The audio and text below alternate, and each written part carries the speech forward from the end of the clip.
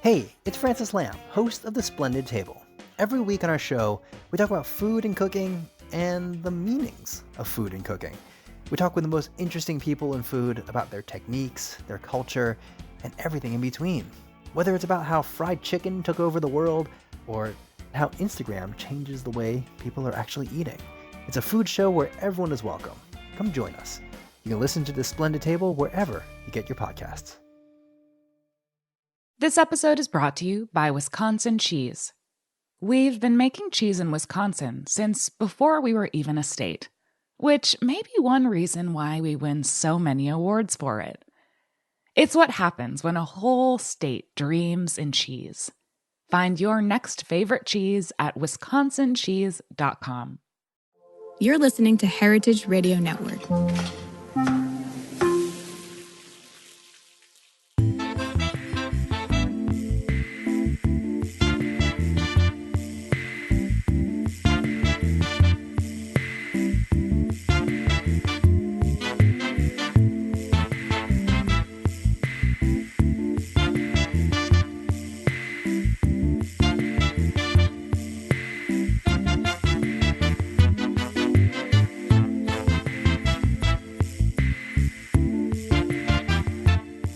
Welcome to the Grape Nation, your weekly wine journey. We are at Blackberry Mountain. We're going to talk to Logan Griffin, and Andy Chabot is here with us about wine, Blackberry Mountain. We're going to taste some wines as a precursor to our wine and food pairing. I'm Sam Ben-Ruby, and you're listening to the Grape Nation. We bring wine to the people. All right, so I'm sitting here, day 2, with Logan Griffin, who oversees the wine program at Blackberry Mountain, and Andy graciously has joined us again, Andy Chabot. Let me tell you a little about Logan. First of all, we're at Blackberry Farm's sister resort, Blackberry Mountain, high in the Smoky Mountains. It's about 7 miles from Blackberry Farm. Although when you drive here, it doesn't seem like 7 miles. I'm talking with Logan Griffin. Logan's a certified sommelier. He grew up around food and attended the Culinary Institute of America. After graduation in 2011, he headed over to Blackberry Farm, eventually rising to Director of Food and Beverage at Blackberry Mountain in 2019.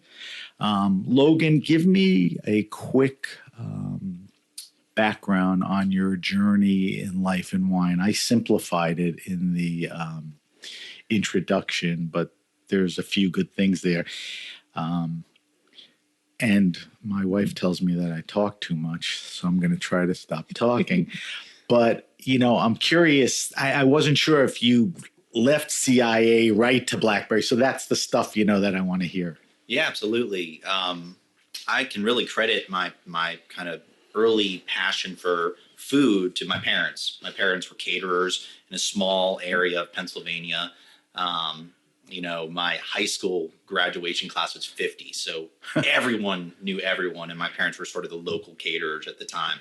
So, I remember just always being in the kitchen with them always doing these, parties around town. And then I also worked at a local steakhouse, which at the time, the CIA, my alma mater, required a year's worth of experience prior to registration or even enrollment. Really? So I was trying to check those boxes by working in some local restaurants. So I did that. I went to the CIA in 2008. I did the bachelor's program. And in between associate's degree and bachelor's degree, I took about 9-month break. And I was working at a restaurant that really was sort of cemented my feelings about whether or not I wanted to be a chef or a sommelier. Was that back in Pennsylvania? That was in Pennsylvania. Or near, New York, CIA? It wasn't. It was okay. a pretty well-known resort in Pennsylvania. But because of the nature of my experience there, perhaps I'll redact what resort it was. But the chef that I was working for there rode me hard. Tough love? Tough love. Old It school? maybe just tough. tough hate. Yeah, no love. So, and just really made me sort of lose passion for food. And I'd always been driven sort of in high school, especially by academia. I was one of those kind of straight A students, and I loved history. I loved language. I took Spanish and French in high school. So I loved sort of learning that. And once I discovered wine and how many language barriers there were in wine and all the history that shrouded wine, I was really inspired and motivated by it. So rather than going back to my bachelor's degree and pursuing nutrition, which is sort of where I wanted to go, chef and nutrition, I went for wine and spirits education. At CIA? At the CIA, yeah. And it's through that journey that I discovered Blackberry Farms wine program through a common friend of the family who encouraged my father to encourage me to go to Blackberry and stage. And I did a stage. I met Andy at the time, spent 3 days at Blackberry Farm. The end of that, I got to sit down in the barn and given a tasting menu experience. And the final wine was a 2003 Cayuse Syrah. I'd never had wine like that in my life, nor a pairing that was so eye-opening, illuminating. And it was, if I had a contract in front of me, I would have just signed it right then. Went back, finished my bachelor's degree, which took about another 7 months, returned to Blackberry Farm the end of 2011, and just have kind of rose through the ranks ever since. Came back as an employee. Hired correct, employee. Right. Correct. Yeah. What year was that again? 2011. 11. Mm-hmm. Yep. And I started, Blackberry has a pretty, specific way that we train team members, and you start in a certain role and then you kind of climb the tiers, the different ladders. So, I started by polishing glassware, setting tables, ironing tablecloths. But luckily I had a lot of resources at Blackberry that sort of identified my passion, my potential, and really coaxed it out of me. And it took about 2 years, but then I finally got in a suit and got into the cellars and started selling wine and helping with inventory and hosting tastings. And so those 2 years, you were patient enough with the desire, knowing you wanted to move into wine. Absolutely. Okay. Yeah. It's actually, patience is a dying trait, I would say. And it's one of the most important these days. Right? Yeah. It works every time, by the way. And it's funny, I've learned sort of a certain phrase, an adage that there's no substitution for time, right? And in the moment, you just want, you want more, give me more. But I got to say, there was no substitution for time. And I'm grateful for the amount of time it's taken to get to where I am now, because through that time, I got exposure and I got lessons that, you can't get when you just fast track. Yeah. Well, Andy, just give me a timeline here too. Logan eventually morphed into wine. How much time in your mind, or how much time did it take where you said Logan is the guy, could be the guy, and, started moving him into, the real responsibilities? Well, I think it was fairly apparent, at the time. We had a really good team. I'm thinking about all the people that were kind of joined our team at that time. Some very key team members around Blackberry Farm and Blackberry Mountain now that are still around. They're still around. Yeah. It's interesting the way we do things sometimes. We really do let people find their path by sort of training them through all the potential paths. And then they sort of there's people that think they want to do wine, and then they sort of go into a management track and they're like, no, actually, this is very interesting to me, or they want to stay in the bar, or they want to be a host or something. People find a different passion along the way. Much like you did. You went to school thinking you'd be a chef. You kind of went back to school thinking you want to do wine. You might have found a different direction too. And that's how we all do, I think. Right. So he found his own, I think, path and direction. He also excelled at it. It's sort of, right. If you do well, he knows you get 2 noticed. languages and he's a straight A student. Yeah. Well, and he works hard, and he worked hard, right. Put in the time, and the product coming out the guest interactions, the quality of what he does has always been really great. So when was he tasked with, was it first at Blackberry Farm? To do wine? Yeah. Yeah. As, a wine. Yeah, he was a sommelier at the barn, at Blackberry Farm, and then dining room manager at the barn. We asked him to step into that role for a while. And then when we opened Blackberry Mountain, you actually started as a beverage director for the two properties. When we opened Blackberry Mountain, it was a smaller hotel than it is now. I should say that. It had 35 rooms. Right. Now it has 75 rooms. And so the needs were a little different. As we grew, we really realized we needed a dedicated food and beverage director at Blackberry Mountain, and asked Logan to step into that role, which he agreed to do. And in that, he runs the the food and the beverage program of this hotel. So it's, again, sort of from the beginning, right? Yeah. He grew into it because, again, it was smaller. I was a little more involved, but as this grew, I couldn't be fully involved as much, and we needed support. Right. And then Logan, did it. And again, it's sort of the opportunity is, it's a lot of hard work and then being in the right place at the right time. I think that's kind of the story that we've both experienced through our tenure at Blackberry. All right. So I want to jump right into it. I mean, both of you guys wanted to have a serious wine offering on the mountain. I mean, that's your DNA. So you had an opportunity to create a wine program here.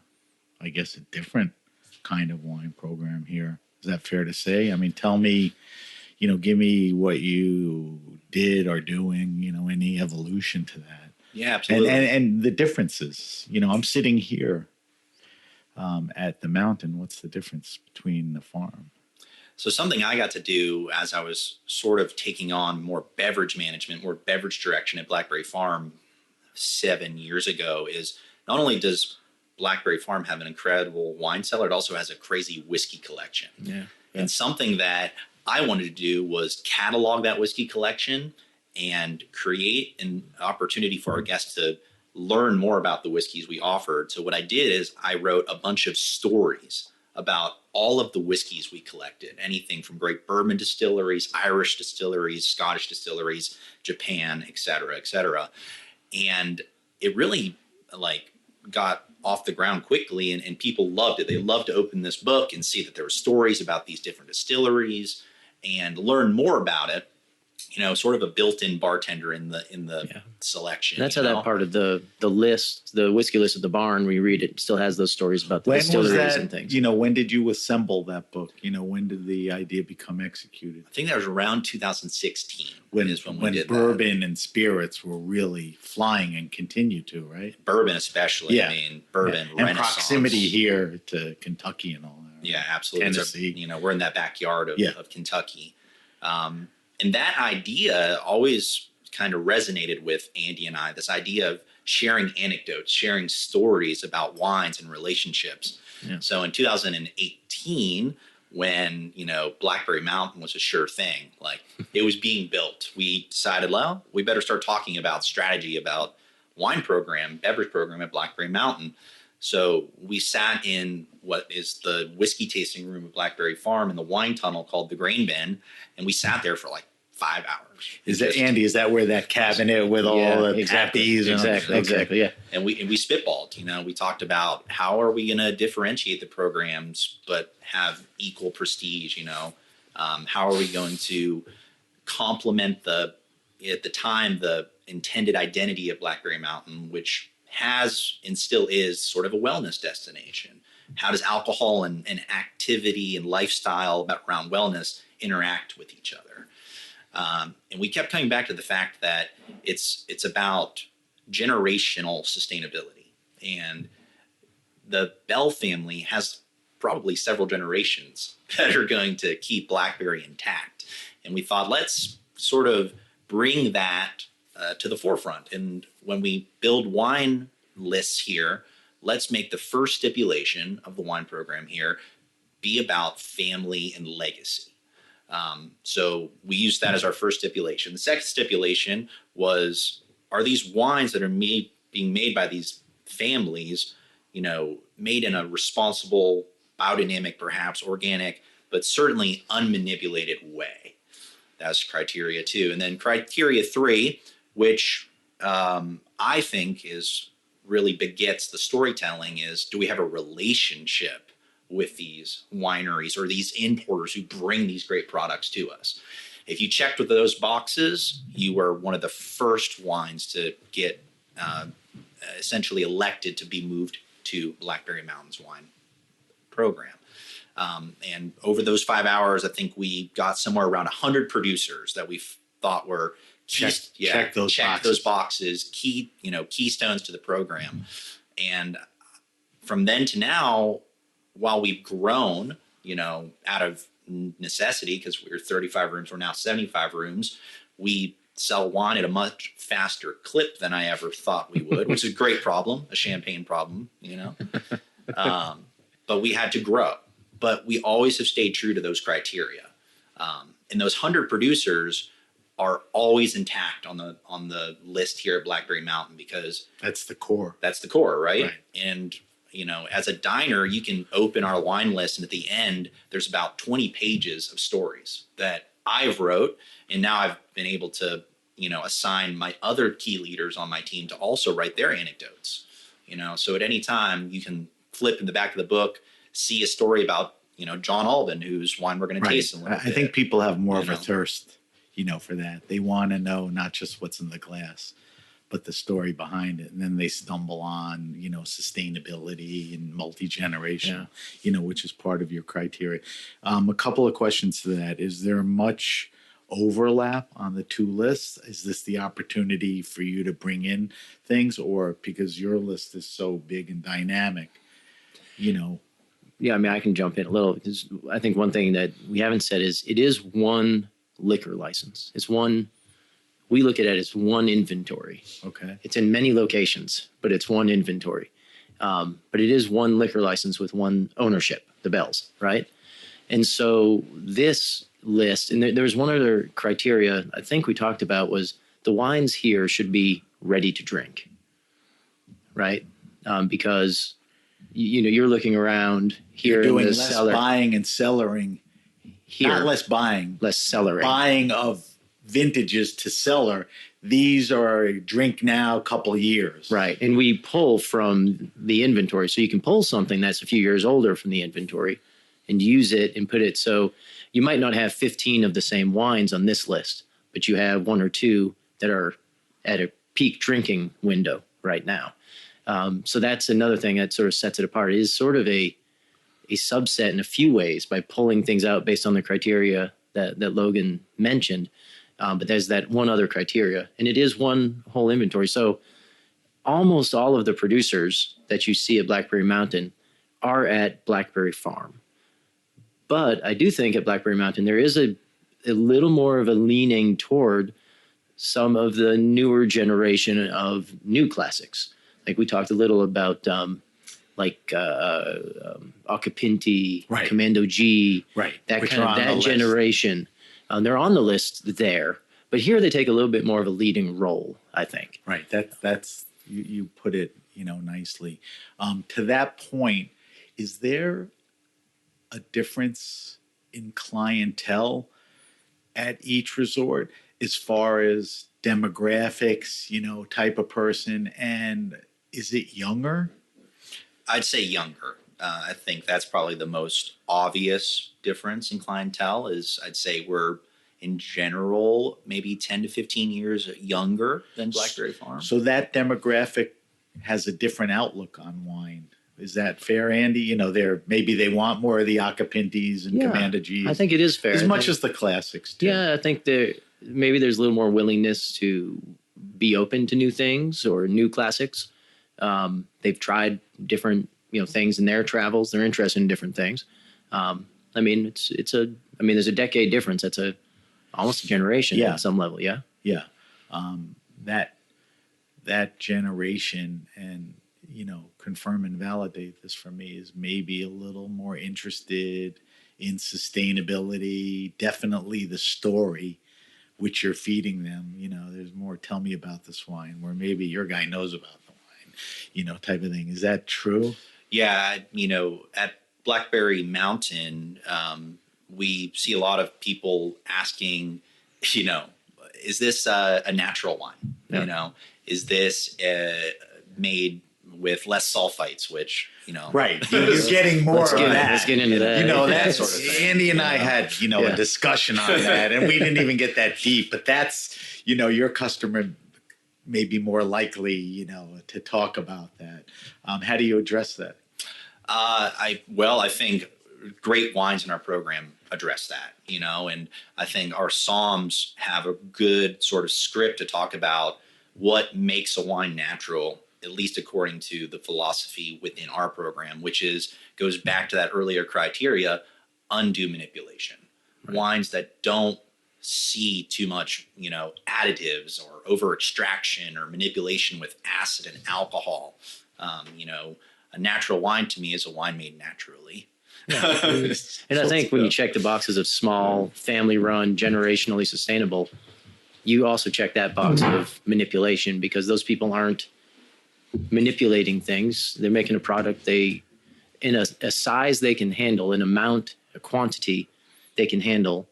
I think it's when wineries get to be very large that they have to ensure consistency by methods other than careful winemaking practices. But I think we would all agree there's wineries that are very prominent, large, that feel that the wine that they make pretty much has to taste the same every year, formulaic. And they're right. It's a product where they're making. Commando G will tell you this vineyard, this vintage this year did this to the wine, and sure. You're going to see that where a lot of the wines that are more if you manipulated. have to ensure consistency.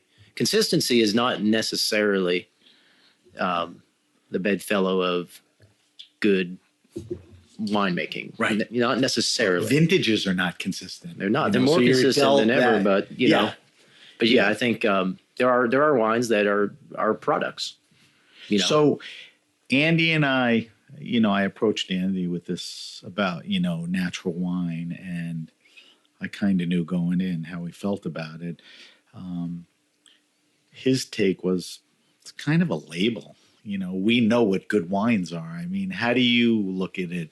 I mean, you are more in the natural wine game, but you're not promoting it as like, hey, we're the natural wine part of, how do you see it as all the things you discussed, right? Smaller, non-intervention, or anything else, To me, I mean, sulfur, you mentioned it, I think wine is made in the vineyard, not in the winery. Agree. And if you are, approaching your vineyards as an ecosystem, and you use the correct and you use thoughtful farming practices, then manipulation doesn't have to follow that in the winery.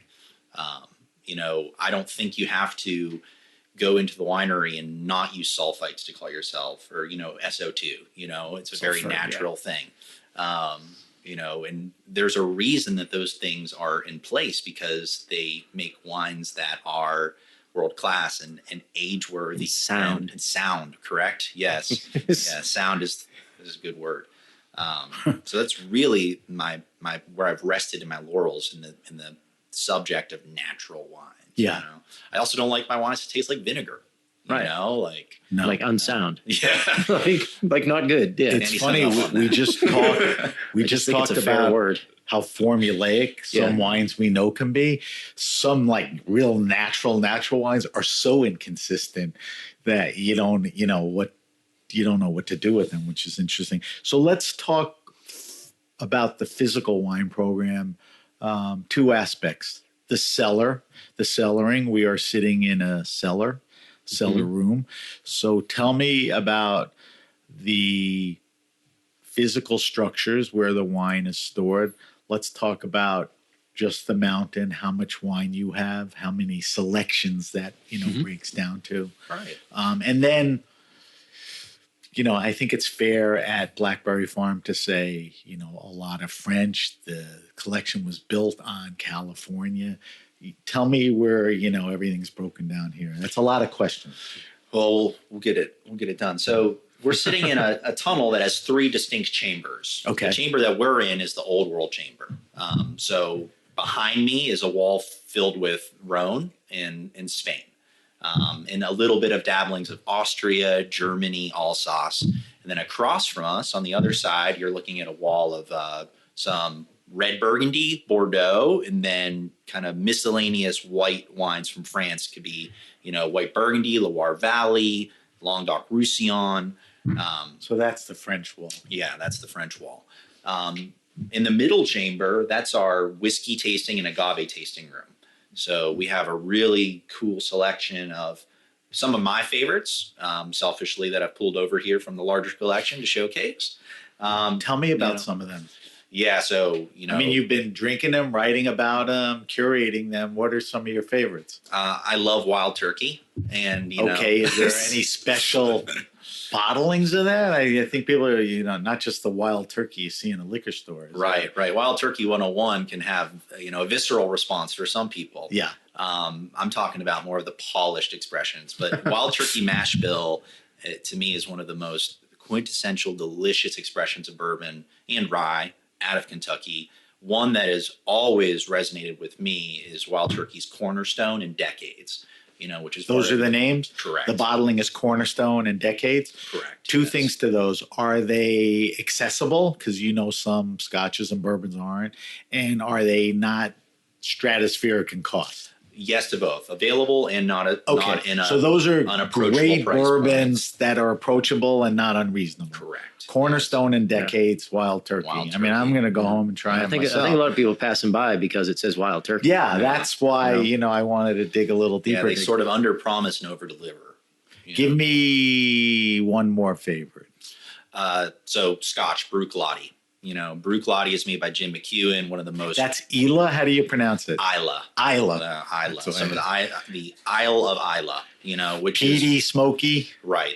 Definitely the most powerhouse scotches out there, and like wine, you usually start, sweet and or you start like super big and fruity. In Scotch, you have to start real delicate and then you work your way up to those expressions, right? I didn't have the patience for the delicate. I went right to it. Show me a peat bomb, show me a smoke bomb. How do you pronounce? All right. How do you pronounce Bruichladdich? Bruichladdich. Bruichladdich. Yeah, Bruichladdich. That's in like that turquoise blue bottle. One of them. Are. Yeah.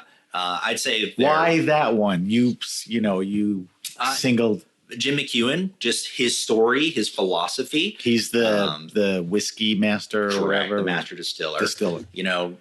Really has his hands in many mothball distilleries that have now come back to a renaissance. And his palate, I think, is zeroed in on some of the most, on one extreme, potent expressions of Scotch, but he also makes another series called Port Charlotte, which are these ethereal, elegant versions of Scotch. So I love his palate and his range. But I don't know, I like intensity in my Scotch, and he makes a specific one called the Octomore. The Bruichladdich. Correct. It's called, what's it called? The Octomore. OCTMORE? Or add another O in there. Yeah, Octomore. Octomore. Yeah. Octomore. Okay. But it's arguably the most smoky and peaty Scotch on the market. So I was going to ask you, tell me the difference between smoky and peaty, because a Scotch could be smoky, not as peaty. A Scotch could be peaty, not as smoky. And then you brought one up that's probably a smoke and a peat bomb or something. Right. So, do they differentiate themselves in different ones, or there's always a little of each in them? No, you can go from super peaty and not smoky at all to super smoky and not peaty. Can you give me an example of each? Yeah. So on the super smoky side, we'll talk about the Octomore, the most extreme example. And then on the more elegant, peaty side, not so smoked, I might suggest you drink like Port Charlotte 6. Okay. And those is Port Charlotte Isla or different? It is. Isla. Okay. Yeah. I wasn't sure. This episode is brought to you by Wisconsin Cheese. There's a reason when you think of Wisconsin, you think cheese. Cheese is a huge part of Wisconsin's history and future. In Wisconsin, the state of cheese, the tradition of cheese-making excellence began 180 years ago, before Wisconsin was recognized as a state. Immigrants traveled to settle in this lush green hills of Wisconsin, bringing their cheese-making traditions with them. These storied skills, combined with the freshest milk available, created a cheesemaking culture that is uniquely Wisconsin. Wisconsin's 1,200 cheesemakers, many of whom are third and fourth generation, continue to pass on old world traditions while adopting modern innovations in cheesemaking craftsmanship. Find your next favorite cheese at wisconsincheese.com. All right, so where were we? We were talking about physically the cellar. We moved from this room to the next room, which has the spirits. Right. Is there wine in that spirits room, or it's just spirits? Just spirits because it's ambient temperature. Okay. And then the third chamber is our New World section with the exception to Italian varieties. So there's a wall dedicated to Italy. But otherwise, there's a beautiful cement U. You may have seen some cellars at the farm yesterday that are big cement blocks. It looks just like those cellars. Yep, exactly. Yeah. And there's a great, collection over there. Pacific Northwest, of course, California, and then smatterings from different New World areas like Australia, Greece. I wouldn't necessarily categorize as New World, but you want to have some. Yeah, they're making some good Greek wine. Absolutely. Yeah. Tell me about California. When you talk about California, and Andy and I discussed this, Sam would go out biking around trying to pull in, California wineries, of which some, were cults then and now. What's the California representation? Do you fan out a little more with the California stuff here, or do you stick with a lot of Cab? Or I'd say Pinot Noir, Chardonnay, and Cabernet are almost equal disbursements. We still probably sell more Pinot Noir and Cabernet from California than any other region at Blackberry Mountain. That's true. Of everything we talked about, Correct. Those are the best. Yeah, people love Pinot and Cab, right? They love fruit, they love prestige, and those wineries often have both of those. Yeah. Can you tell me some of the makers, like on the Pinot side, that the cellar is stocked with? Yeah, so William Sellium. Okay. Course, William Big Sellium. fan of that here. We have Appalachian wines such as, Russian River Valley, Sonoma Coast, all the way up to their most prestige single vineyard bottlings from Bucher, Rochioli River Block, Precious Mountain. Farrington's one of my absolute favorites from, Anderson County. So Farrington's the maker? Farrington's the vineyard. The vineyard. Yeah. Okay. Exactly. And different makers. Do Farrington, or do we only get it from Arista now? Yeah, Arista is it Ferr? Or Farrington. Yeah, I thought you said Farrington. And then that's a great segue. Arista is also one of my absolute favorite Pinot Noir and Chardonnay makers. They're the neighbors of William Sellium, actually. Matt Courtney is behind those wines. And, Matt, for a long time, had a stint working with Helen Turley, for Marcusson, for Martinelli, and now works for Arista. And I think those wines rival the wines coming from Sellium. We should probably mention Hirsch, too. Of course, yeah. Andy and I have had an amazing opportunity since 2017 to make a Blackberry Mountain cuvee with Jasmine. Did you go out there? We have, yeah. The most recent. Can you describe the property? Yeah. Can you describe the property? I was trying to describe it to Katie. It's pretty magnificent, right? I think, magnificent, remote, alpine, very Sonoma, cold, foggy. Like if you walked outside here today, it's reminiscent of where we are here today. Grayish and gray, cool. And the fog rolls in, the fog rolls out. It's misty. It's like maybe 2 miles from the coast or a mile, but it's like you said, 7 miles from Blackberry Farm. Yeah, it's not a direct line. It's like up a steep incline, down a country road, down a steep incline, up another road. It's like 45 minutes to get 2 miles. If you get car sick, it's not your thing. It's not the place to be. Can we stay with this for a minute? Because it's kind of a big deal when, a resort like this decides to make a wine. So the questions are, why did you choose Hirsch? And then when you went in, what was your vision? Did you input it all, or you had an idea and you went to Jasmine or David and said, this is... Really, it was a very unique experience. We had Jasmine here as an event early on here, but we had Jasmine to Blackberry Farm as well before. We'd known each other for a while, and And the idea, I can't remember if she came up with the idea or we came up with the idea. But we talked about, making a cuvee for our new property that was opening, and we were very excited about it. And so I went out there the first year, and I mean, she pulled selections from just some of her best plots. I mean, she didn't hold back. It wasn't like some wineries, I think, if you were making a cuvee with them, it's kind of like the equivalent of their estate cuvee, whatever. Yeah. But she pulled, like that first year, I think maybe 8 different, barrel samples. So we said we're going to make a 4-barrel cuvee. So we have to pick 4 barrels of these 8 barrels, and they're all amazing. On their own, it would have been something stunning.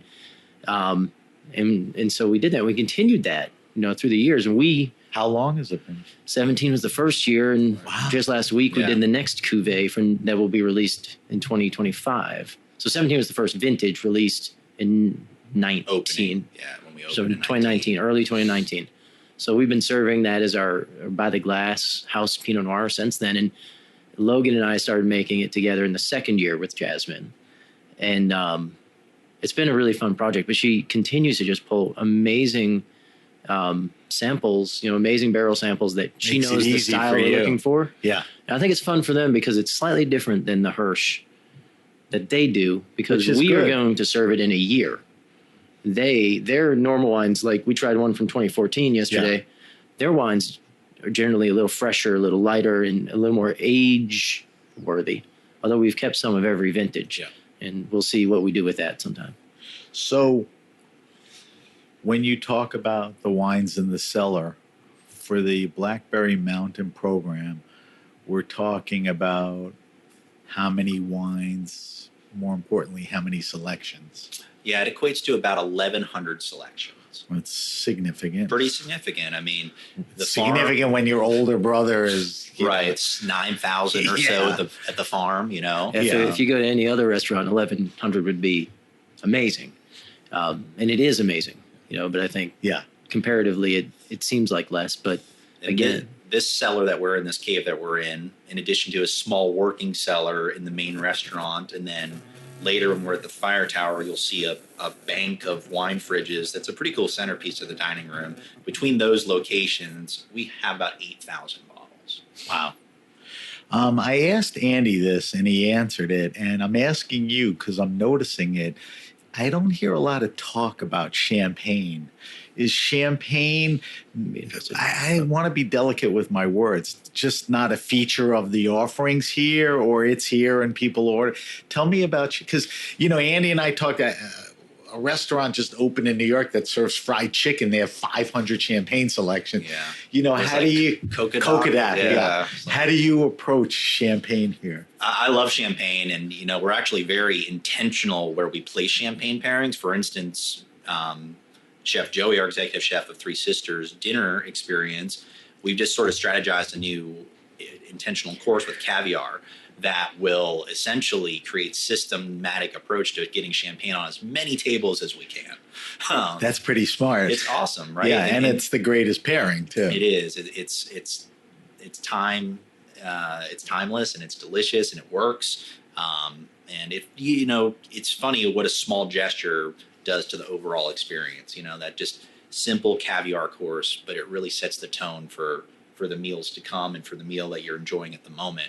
But sometimes, my champagne selection here is actually sort of flirting with 3 pages long in the program. It's pretty extensive. It almost rivals the white Burgundy section of the list. And I'm kind of like, do we have too many champagnes on the list? But, who am I to answer? But not today. I mean, you can always adjust. But, the only reason I asked the question is, coming out of New York, the trend's been ridiculous. I mean, pizza places have 100, champagne selections. You never used to see that. It just seemed, it's not so much a celebratory thing anymore.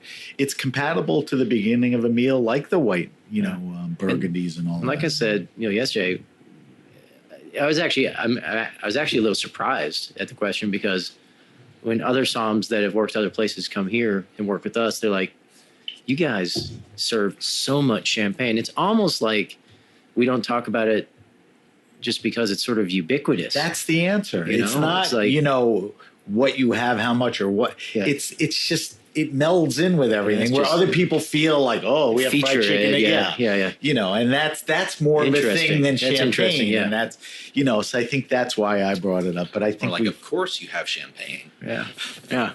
I mean, we go through a lot of it, and it changes constantly. this is the type of place where, because the celebratory and holidays, you know, where champagne would be.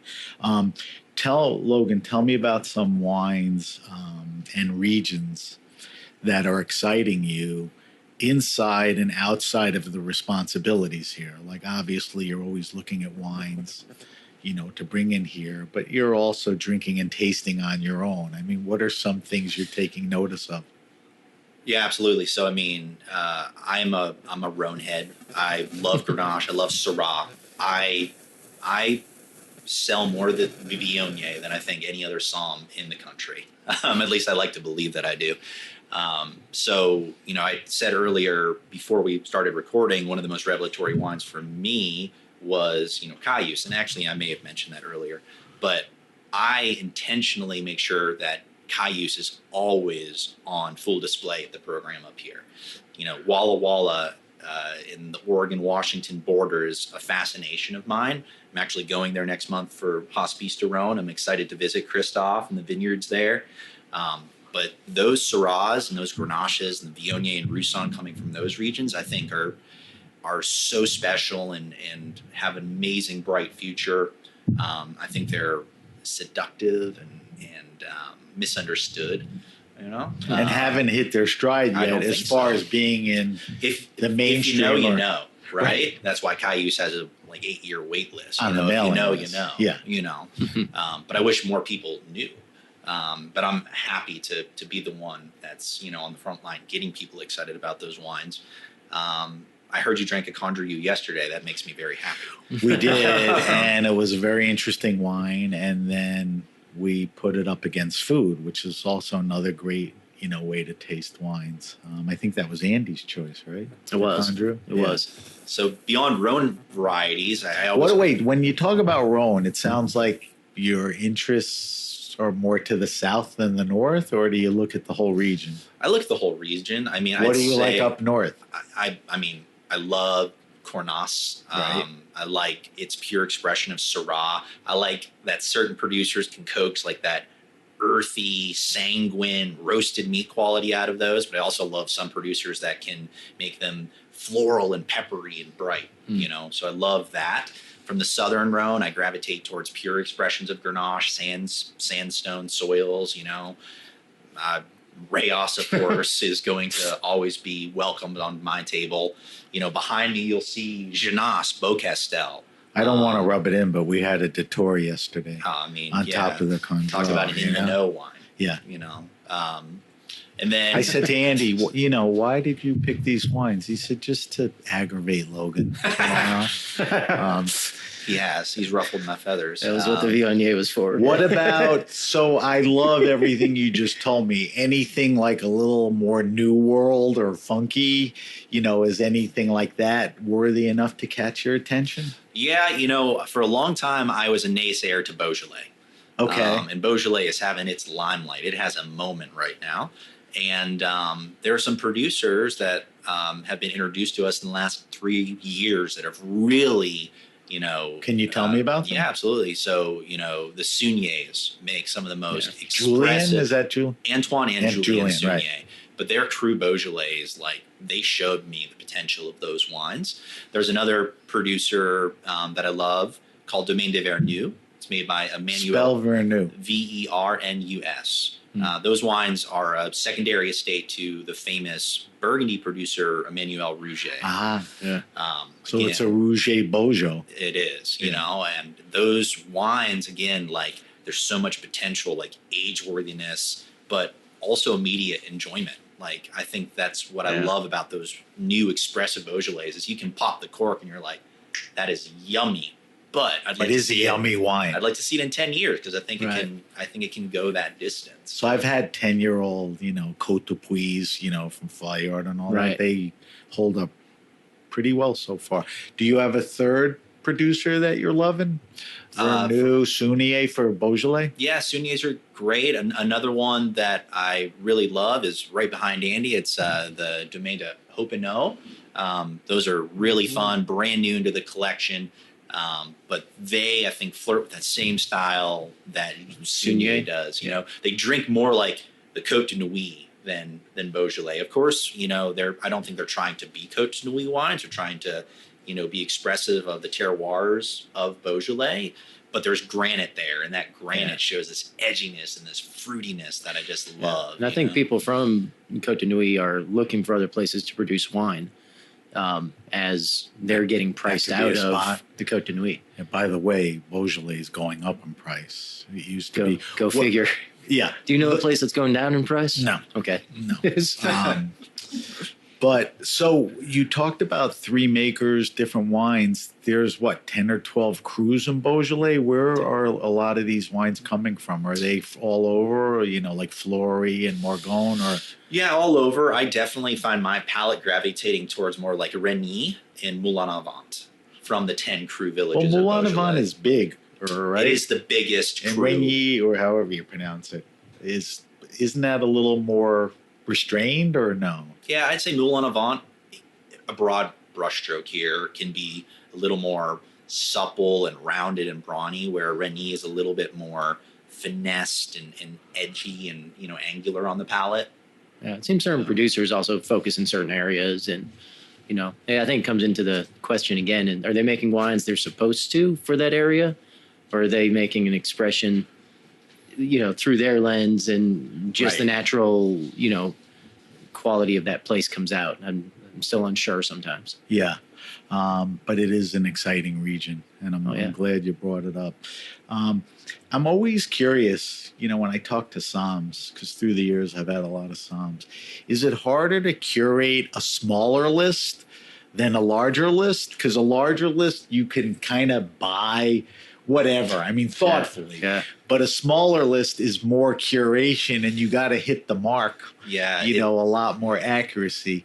I realize one's more challenging, but give me your take on that. Yeah, there's a lot of give and take. I've found that I have more fun curating the smaller list, but that's because there's more everyday challenges, but they're surmountable challenges. You know, it's like checking the boxes. You can feel good about yourself at the end of the day because you overcame the challenges in front of you. Where with a huge list at like Blackberry Farm, it may take 30 days to really see any sort of headway or progress, just because it's a bigger ship to turn. Absolutely, yeah. The stern, you know, is a lot more force behind it.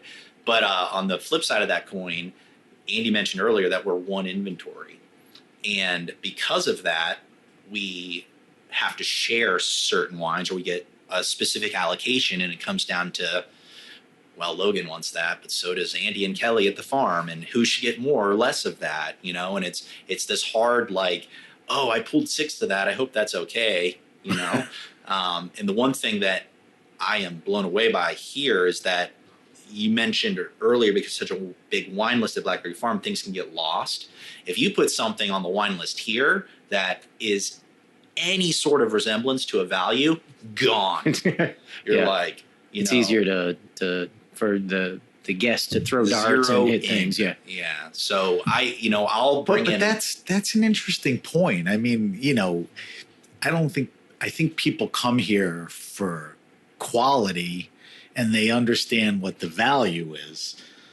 That's kind of a kind way of saying this is a very upscale, expensive place. Value exists at a lot of price points. But why won't you do more of that? Because you don't have to, right? I mean, the market's not necessarily looking. Well, I think really what you're saying is, you know, let's say there's a particular white Burgundy producer who, we bought a few years ago, and we have priced at release price, and, you know, in the larger, 250-page wine list at Blackberry Farm, that producer, you might not even get to that page where that producer exists. Right. Here, you're gonna be like, oh my gosh, look at the price on Coche de Riz, and it's a fair price, but it'll stand out a little more because it's just less kind of stuff around it, and that's kind of what we've seen. So we know if we put things on the list here, they move.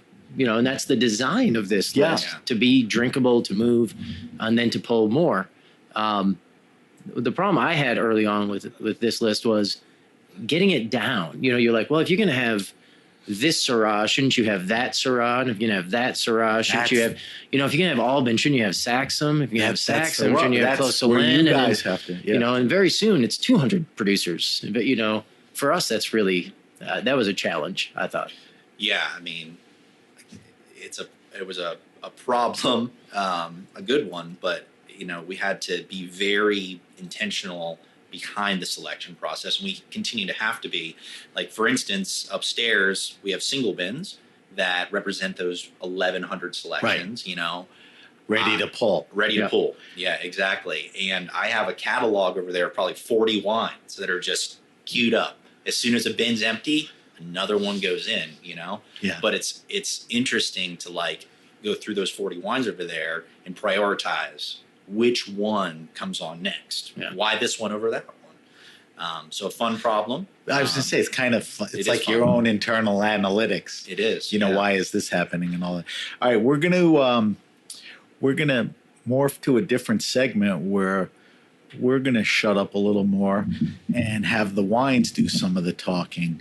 So don't forget, this is our second day here at Blackberry. We are at the mountain. We're with Logan Griffin, who heads up the program here, and Andy is with us. In a little while, we're going to do the wine and food pairing with the wines that are in front of us that Logan and Andy selected.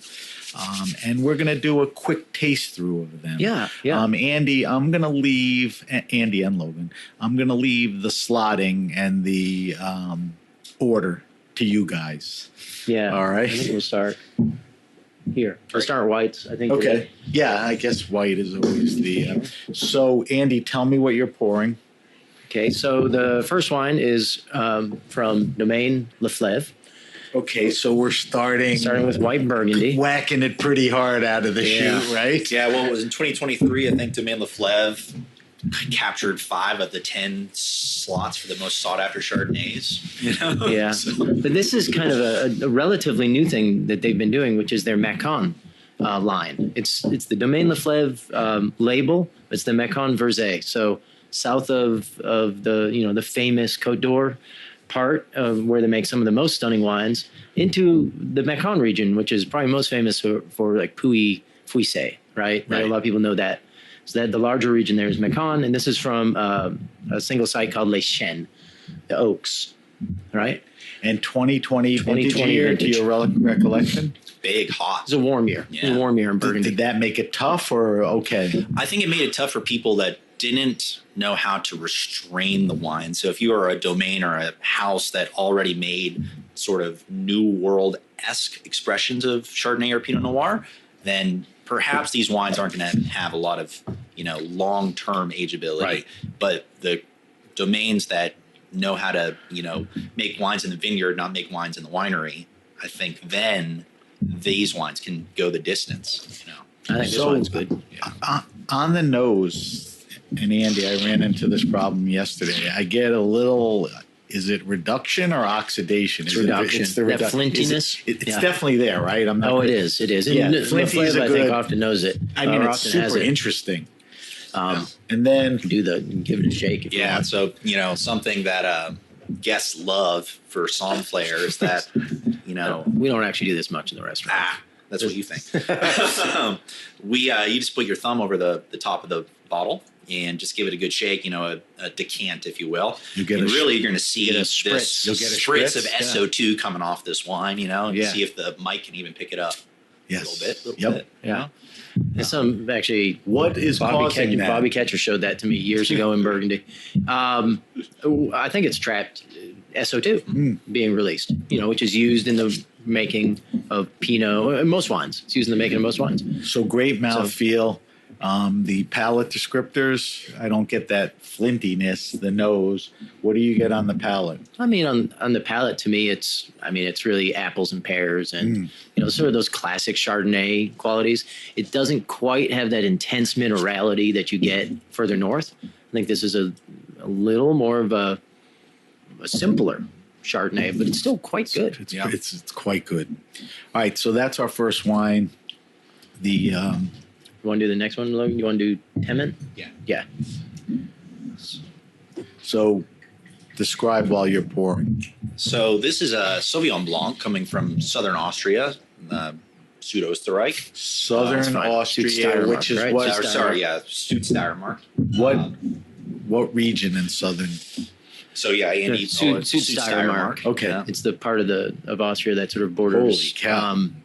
This is Italy. a crazy nose. You know, Right. You know, I in think there's Slovenia, that kind of. there's Sauvignon Blanc sort of expectations. You know, you think of Marlborough, you think of Sancerre, you think of Napa, maybe White Bordeaux, but there are Sauvignon Blancs coming out of different regions that deserve our attention, and this is one of them. This is serious Sauvignon Blanc from pretty. This is some crazy stuff. Right, it's single vineyard reed. You know, is how Austrians use to describe single vineyards here. But it is.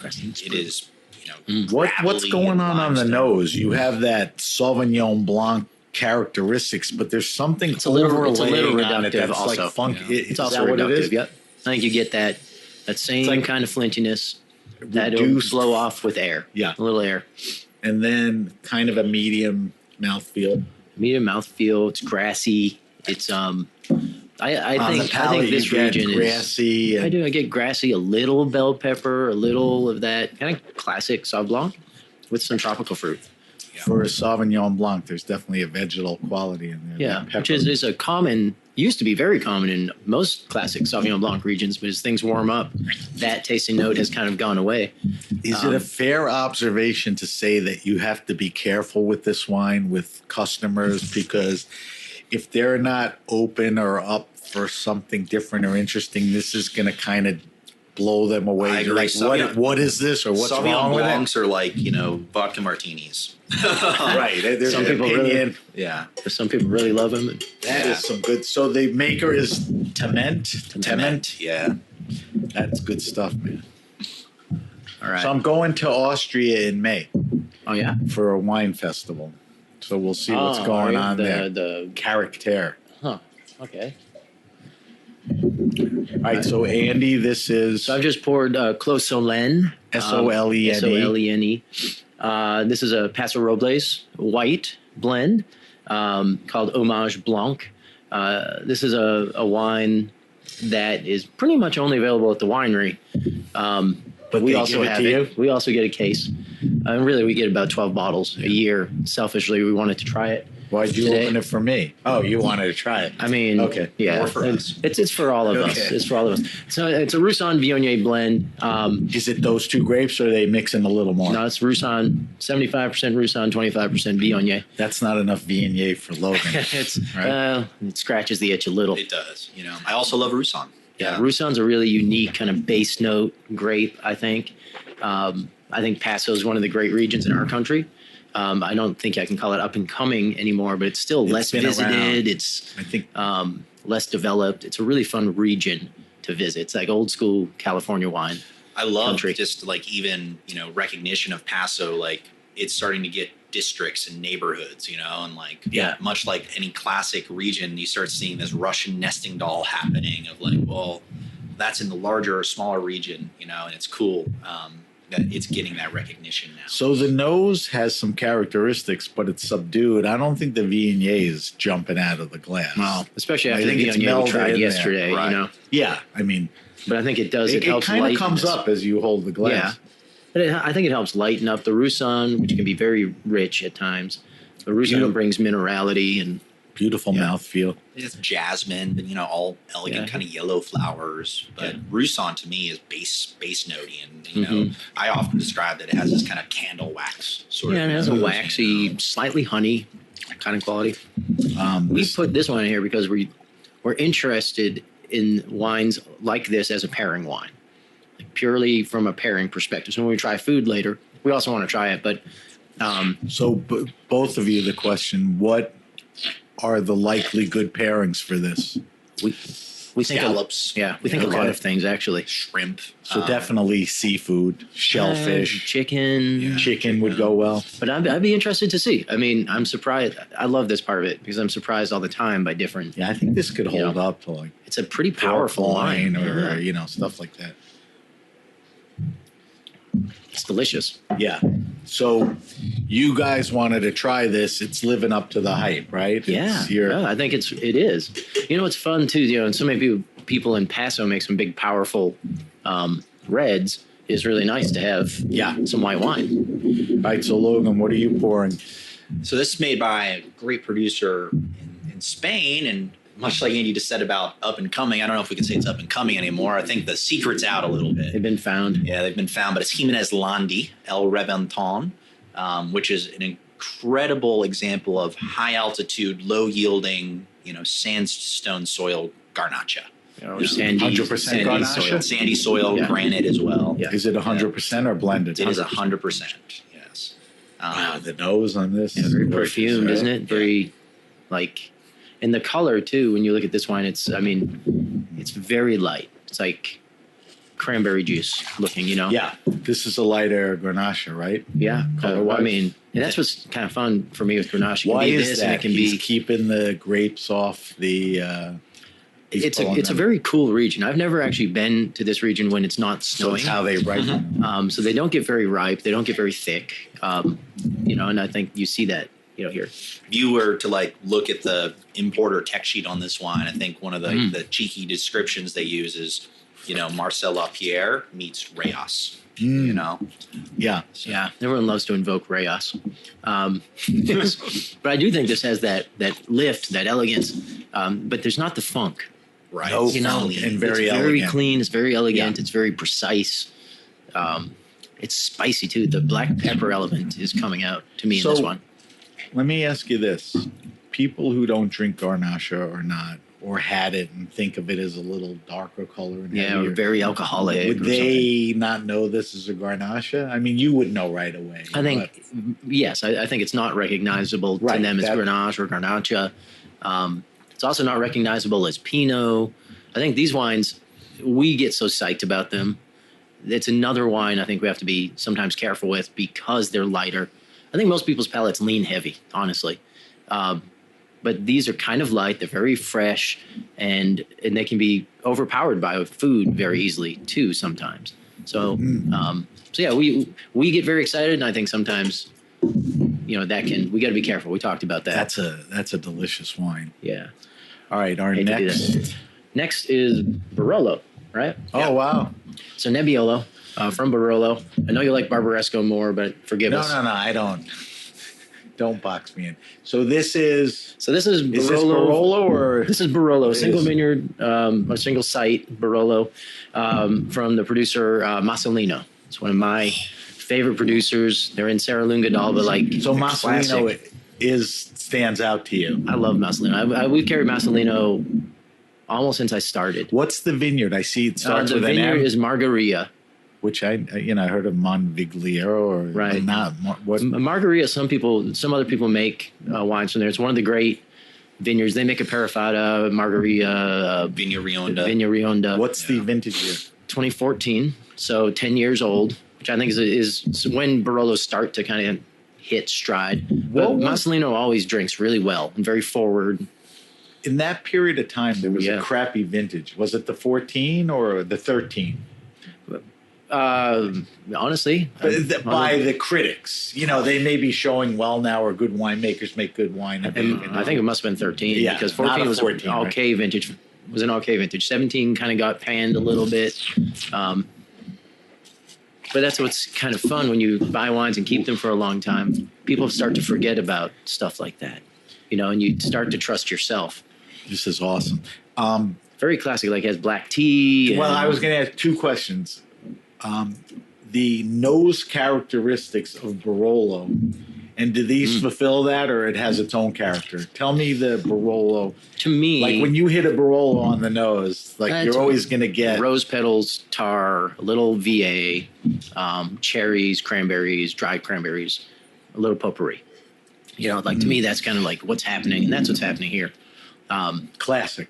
Yeah, I think it's classic. And then it lives up to the nose also. Some Barillos, to me, the nose can drive, and then it's all structure on the palate. Is the other thing when you drink it. I mean, great tannin, like that cat's claw grip in your tongue, great acidity. A lot of Barillos, when you drink them, they're all that. Yeah, and this wine to me is showing zero oxidation, which is, I love that. For 10 years. Mm-hmm. Yeah, it's so fresh, right? And primary. It's crazy. To me, it seems like 2014 Mazzolino is kind of a young one. Yeah, I'm much more familiar with the So O's and the O1s. Mazzolino makes how many bottle vineyard designates? This is Margarita. I think they make 4 plus Rionda, I think, these days. Perifata, Margarita, Rionda. They make a Barbaresco now, sort of a newer. They make one of the best Moscato Chiantis you will ever try. Yeah. They make a Chardonnay. They make a few things. And Franco has come to Blackberry 10 years ago, and we did an event as well together. And I really do love the wines that he makes. And I just think they're kind of, if you've never had a Barolo before, Mazzolino would be a really good entry point. Yeah. I think it's really kind of it kind of hits all the right notes. Yeah. Because some could be, alcohol, hotter, or tannic. Yeah. And this is really. And like you said, oxidative is sometimes a class. People say classic. I've never really loved oxidative. So when you pulled these out, I didn't see the Mazzolino. This was a treat We to hit me it back here. because I'm not sure I've had it, but I'm curious about the last wine too. This looks like a fun wine too. Right. So this is made by a dear friend, John Albin, who is a legendary Rhonist in California. Right, synonymous for Rhone varieties in California. Thanks to John, Viognier is what it is today, as far as acreage planted. Viognier exists today because of John absolutely Albin. Correct. That's right. This is a small a shift. project that he does. It's the Forsyth label, primarily driven by Mourvedre. They do pepper in a little bit of Syrah, Grenache, depending on vintage to vintage, but Mourvedre takes center stage here. And I remember this is a wine that I used to get slapped on the wrist for selling. Yeah. Again, we opened it to try it, but we get 6 bottles a year? Yeah. Of this wine. So on the nose, what is it? That red and black fruit, mostly black fruit. A lot of black fruit. Yeah. Again, some tar. I always getting kind of some get a little tar. tar with this region. Am I getting vanilla or Vanilla, oak? I'm yeah. getting that there's oak. in the nose and in the palate. Licorice. Licorice for sure. Yeah, it's interesting. We don't try a lot of Mourvedre-based wines. I mean, and a lot of people don't. I mean, they try Bandol maybe, and Well, try how to name much 5. Mourvedre is in here? Is it 70%. so? It's pretty prominent. Mm-hmm. Do you like the grape? I mean, it's interesting. Oh, I do. It's funny. Mourvedre to me, when I drink it, I'm looking for more finesse in those wines, elegance, and this one's kind of like puts it down. It's a hammer. Yeah, but there you not go. in a bad way. Yeah, not in a It's bad big, way, but right? big done well. Yeah. I think it's just kind of classic. So that's how do you pronounce Forsyth? Forsyth. Yeah. Forsyth, an Albin project.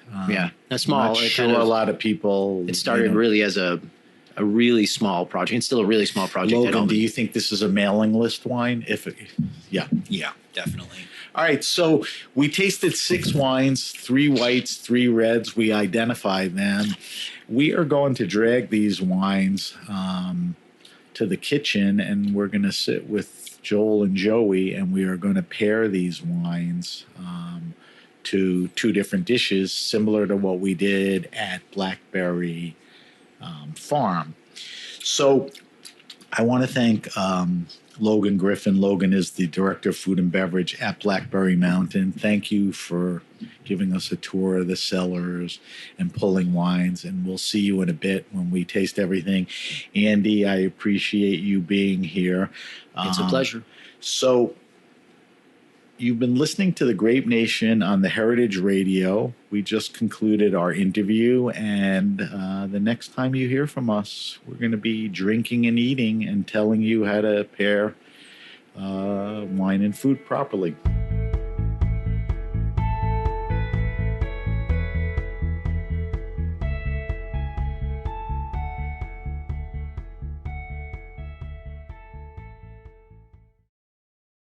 Welcome to the Grape Nation. I am now sitting down with the chefs and somms of Blackberry Mountain to do a segment we call A Feast for Your Ears, an olfactory and gustatory adventure. Our experts, and I'm surrounded by a lot, are going to teach and discuss us some great wine and food pairings and why they work. Our chefs from Blackberry Mountain are Joel Werner and Joey Edwards. Joel Werner is the executive chef at the Fire Tower at Blackberry Mountain. Joel graduated from Johnson & Wales, traveled the country working in a multitude of restaurants, and decided to become part of the Blackberry team, where he embraces Southern hospitality and simple and purposeful food. Joey Edwards is the PM executive chef at the Three Sisters at Blackberry Mountain. He is a graduate of Cordon Bleu College of Culinary Arts. He cut his teeth at some barbecue joint, ultimately deciding to pursue his desire for fine dining. He joined the Blackberry team in 2013 as a cook, eventually rising to executive chef in 2020 at Three Sisters. Foraging, cooking over an open fire, and a good bottle of wine in his thing. So I think we're in the right place. I just want to make one last observation and point out another thing. This is the last group of food people we're talking to, and including Logan and Andy. Everyone that I've spoken to has grown up in a family where food was like a central point. Sure. You know, that it was either a participatory thing, catering, you know, all these things. So obviously it's no coincidence, and that's a joyful thing. Assisting us with this wine and food tasting is Logan Griffin and our Zen Master wine guy, Andy Chabot. All right, so we're going to start with Joey Edwards. Joey's the Three Sisters guy, and Joey has prepared a dish in front of us. Looks like chicken to me. Nailed it. Yeah, it's chicken. Probably tastes like chicken. So, Joey, before we start sticking forks into it, tell me what's in front of us, the preparation, because we're going to talk about how the wine and everything interacts. Yeah, so this is a wood-grilled chicken. We brine it in buttermilk, which is kind of a key part to it. You hear chicken brine in buttermilk a lot for fried chicken, but not as much for grilled chicken. And it actually plays into the dish a lot, the way the buttermilk kind of caramelizes on the outside of the chicken on the grill, gives you a really nice crispy skin. So that's kind of my favorite part about this dish. It's on top of some polenta that we cook in whey. So we make some ricotta in-house for one of our other dishes, and then we save that whey and we use it to cook our polenta. So that adds a little bit of acidity and some salty savoriness. Then on top of that are just some grilled spring vegetables. Right now we have some nice carrots, some spring onions, and they're tossed in a arugula and ramp pesto. And we drizzle it all with some carrot vinaigrette. It's just carrots that have been juiced, reduced down to kind of a sticky syrup, and emulsified with some lemon juice and olive oil, and it kind of adds a little sweetness to the dish. Sounds like a lot of work. A couple of questions before we taste the wine. The brining in buttermilk is how long? Overnight. Yeah. And anything added to the buttermilk? Yeah, we add all sorts of herbs. So that kind of changes with the season. So right now we're looking at some of those softer herbs starting to come up. Lots of green garlic, some ramps in there. So it should have a nice herbaceousness. And the polenta you said has whey in it? That's right. Is that a dried powder? Is it wet? It's from the ricotta? When we make the ricotta, we get the curds from the milk that make the cheese, and then we're left over with the whey. So it's a liquid, and we just add the grits to that and cook it down. So you'll get the tanginess from it for sure. And the buttermilk and the brine also adds a little bit of tanginess. So if you ever had chicken from an Indian restaurant that's marinated in yogurt, and that yogurt caramelized, so it's kind of that same idea, but we're using our local buttermilk here from Cruise Farm. All right, so it's not the challenge, but here's the setup. We have chicken. This is a pretty complex dish. The chicken's been marinated in an herb and buttermilk thing. There's polenta with whey. There's vegetables. There's these reductions and everything. There's a lot going on. So Andy and Logan, we're not pairing to a chicken dish. We're pairing to a dish that has a lot going on. So let's, everybody, including our chefs, because everybody has wine and food, let's grab a piece of chicken, a little polenta, and let's get the food in our mouth, and then let's taste our first wine. Wow. I'll also say, just looking at this, it's a very green, very spring-looking dish. And as a wine person, that kind of makes me nervous a little bit. You know, those green spring flavors can be really challenging sometimes from a wine perspective. Yeah, so it'd be interesting. We didn't talk about what dish I was doing before this too. So this is kind of a this is I like that. May drive Andy crazy, but I don't care. All right, so Andy, you brought something up. There's like green stuff in here. We have three whites, 3 reds. We're going to taste through the whites first, and we're going to talk about what works, doesn't work. Is there any hesitation, Andy, going in about whites with chicken? No, it may be. No, I don't really have hesitation about any of these whites. I'm interested when we get to the reds, which reds work. Right. But I'm interested throughout. I mean, with the sweet element of the carrot reduction, I think might be make or break some pairings here. All right, so guys, we have the food in our mouths. We're going to try the white Burgundy Domaine Le Fleur, right? Yes, the Le Fleuve Mecon. Chardonnay from further south in Burgundy. Okay, that's working for me. What do you think, Logan? What I'm most excited about in this dish with potential here is a lot of texture and weight complementing each other. The weight in the wine, the texture in the wines, going along with the fat of the polenta and the whey. But I also love carrots and sweetness of carrots. As much as Andy is trepidatious about what that might do to reds, I'm pretty excited about what it's going to do to the whites. So this particular wine has the body. Absolutely. White Burgundy, yeah. I think it does. I think it has the weight. I think it's a fine wine with this dish. Yeah.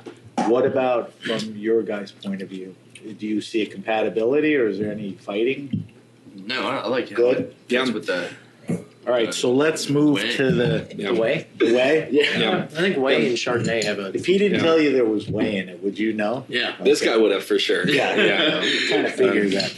Yeah, the acid can get weird, right? Yeah. Like if you have really acidic foods and like an acidic wine. So I think like the weight between these two it's nice. It's a good pairing. All right. Andy, remind me, the second white wine is. The second white wine is the Sauvignon Blanc from southern Austria.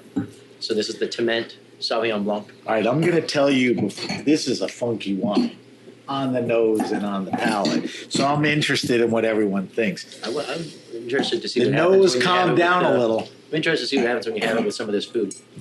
All right. I think it's pretty amazing with like the spring onion element. Well, I had it with the carrot when I smelled that, and I immediately wanted to go for the carrot. Yeah, I had it with that the was carrot a fun. too. It makes the bite. wine very minty to me. Like Yes. there's just a minty note in this wine that I didn't taste before, maybe because of the funkiness. And the other I like thing, this wine. Yeah, it's cool. you can't, I can't be repetitive enough, but it's like we're drinking wines and we're pairing it with chicken, but this dish is way more about just the chicken. So when you have an interesting wine like this, an Austrian Sauvignon Blanc, all the accompaniments, the vegetables which have this wine holds up to that, and certainly with the chicken too, right? It does. I think this wine, I like this wine more with it. I think All right, I so think it's more don't interesting. don't reveal yourself yet, because Okay. after the third wine, Are you gonna ask? we're going to Okay. go around the horn and say which wine do you think best does that. All right, so the third wine, Logan, what's the third one? Third wine is the Roussan Viognier blend from Paso by Clos Solin. right? You guys are excited about this wine. Yeah. I am excited about So this excited is about all wine. I'm trying to get this carrot. I'm really excited where the Clos Solin is right now. We opened these wines 2 hours ago, and to see like their arc so far has been really cool. The Clos Solin to me is the most different. There's like more texture, more aromas now. So I would have thought it would have been the second wine, but I think you're right about that. To me, and I'll go first, this is a delicious wine, but compared to the other two on this dish, it's not. First, let me preface by saying any of these wines would be good. It's not the most compatible to this dish compared to the first two. I agree That's with you. my take. I agree with you. So I want to hear from everyone else. Something, I'll jump in and say I agree with what you just said. Personally, I was tasting through it and I thought that the first two I really liked, and this one to me It almost brought out the heaviness of this wine a little bit. Yeah. Something that I experience with Rhone varieties when I'm pairing, especially with springtime flavors that are herbal and very aromatic, is that you think that those inherent aromatics of the Rhone varieties are going to like come together harmoniously, but some weird bitterness comes out that I experience a lot. Like an almondy or apple? Like almond. Yeah. Yeah. Or like apple seed bitter. Yeah. Cyanide. I hate to say that. I feel like it makes the bitterness from the char really pop out in a negative way. Yeah. Yeah. That's a good observation. Is this dish typical of seasonal change? Like this is a presentation that we're getting a little warmer, it's lighter out. Yeah. Yeah, that's on our menu right now. Yeah. All right, so let's. And may I also jump in? I really like this dish. I'm just Yeah. going to throw that. I don't think we talked about much. I'm having to hold myself back from eating it all. This dish is awesome. Like, Yeah, we got because we have to try more. red. We have to try the red. Yeah. All right, so maybe naturally you would think white wine is the deal for this dish, but there's, like I said, a lot of complexity. So we have 3 reds. Andy, the first red is? The first red is that Grenache from him and his Landy. That's the producer. It's from Grados, which is the region. 100% Grenache and that really light, high altitude, sandy soil style. Aromatically, it's a fun wine. Before I even taste the chicken, I think this wine may work for this kind of dish because of I often think that when I smell it. Really, I'm interested to hear that follow up. All right, so Joey, what do you think about this wine with this dish? Is it fighting it? Is it compatible? I mean, would you be comfortable pulling this dish out with friends and only having this wine? Well, first thing, for me, wine pairing, like the most important thing is I want a wine that I want to drink. And I naturally gravitate towards this style of wine. So I'm automatically kind of like, I like this wine, I like this dish. So to me, it's a good time. The chicken dish has a lot of pepperiness from the arugula pesto. And I get a lot of pepperiness from the wine. And I think I don't think they're fighting though. I think it's good and I enjoy it. Yeah. So I actually do like this pairing. I agree. I mean, I think It's working. yeah, nice. Right. I think the fat and the texture that the whey and polenta add to this dish help the wine. Like it helps the wine feel more substantial. Yeah. That is often susceptible versus making being it thin. Yeah. Exactly. Yeah. Yeah, I think when we tasted it, it was a different type of Grenache. It's a little lighter in color, body, but very elegant. Very perfumed and I mean, I wouldn't describe this dish as elegant. I would describe it as incredible and complex in a lot of ingredients, but this wine works pretty well with it. All right, so let's taste the next red. the next Logan, red. what is this? So Massolino is 100% Nebbiolo from a great plot in Serralunga d'Alba called Margarita. This is a Barolo, right? Correct. Yeah, it's not a Lange or. It's All right, so DOCG. I'm throwing some chicken back in the mouth. Pretty darn good one. All right, let's see. Andy, it's fair to say when people think of chicken, they don't think of Barolo, right? I think usually no. I think if you're going to do that, I would usually think like their Burgundian version of hard roasted with dark roasted vegetable, like, gravy, like a brown gravy kind of thing.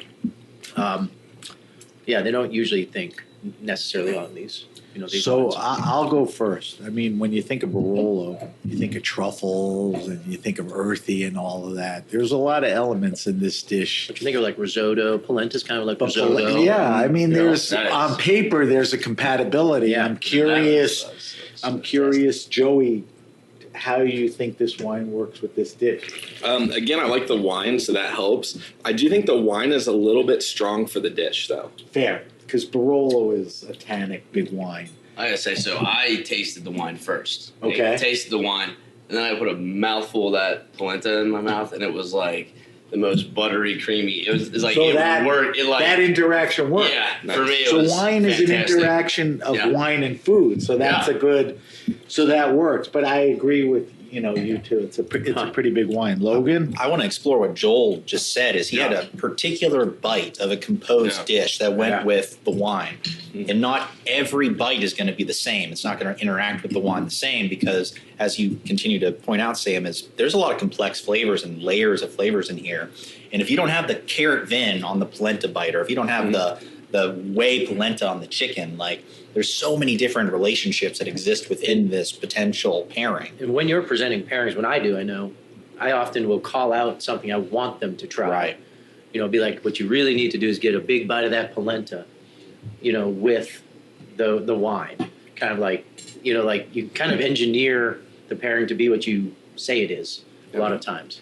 I think that's one of the fun things about doing a wine pairing at a restaurant is you almost like get those hacks, Yes. That's kind of what I want from a good wine pairing is someone to tell me like, hey, this is what you want to do. Like, this is the experience. So I have 2 questions, and then we're going to move to the last one.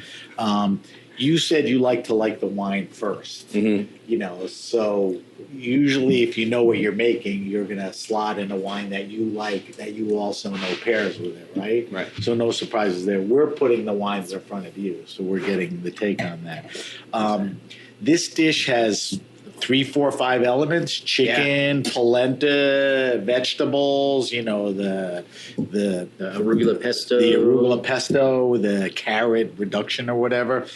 When you pair for a dish, if you get like 3 out of 5 right, are you doing well? I mean, not everything. I mean, think if you get 1 out if of the 1 first right, thing you pick, well. if the first thing you pick up is the worst pairing for this Barolo, it's not the end, right? Well, you're right. And I think if there's something in there that is not a good pairing, or you would say a bad pairing, you probably want to stay away from that. As a sommelier, if there's a chance it's going to blow up on you, like, don't let that happen, sort of a thing. And that's kind of my take. I thought this pairing made the Barolo pretty tannic, like the tannin in the Barolo. And I love the Barolo. Barolo doesn't need that help.